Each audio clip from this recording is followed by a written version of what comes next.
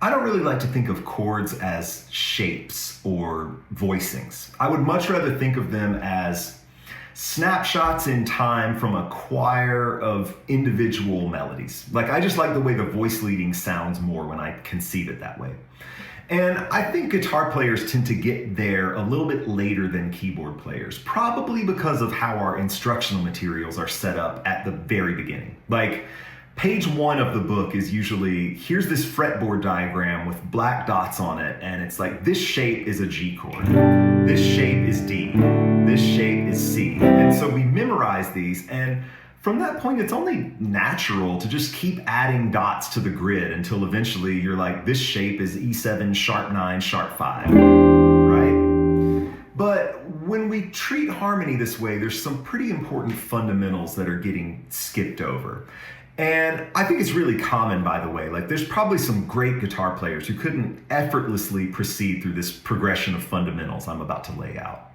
But if we want to break out of this shape mindset, I think a really good first step might be to make sure you can play all three inversions of a major triad on all four adjacent string groups. So like for E major, it'd be like, and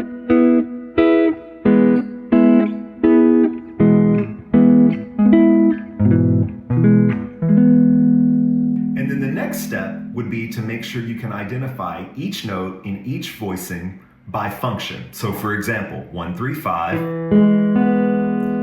3 5 1, 5 1 3. And once you can do that, you see that you can really move these notes around to make any chord you want. So if I've got this E major and I want to make it E major 7, I just lower the root by a half step. Or I can lower it again to make a dominant 7, or lower it again to make a 6, or I can raise it to make an add 2. Or I can lower the third to make a minor triad, or I can raise the third to make a sus4, you know?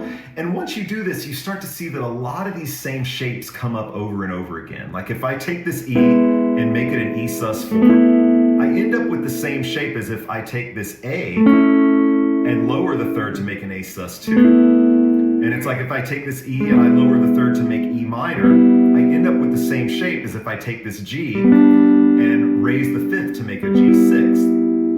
And what we start to see is that if we're just memorizing shapes, we're missing a lot of information, because how we hear these structures is entirely dependent on the surrounding context. And this exercise, what it really does is it trains our ear to hear what happens when these voices move both individually and in tandem, and how we can sort of morph these vertical structures through shifting harmony.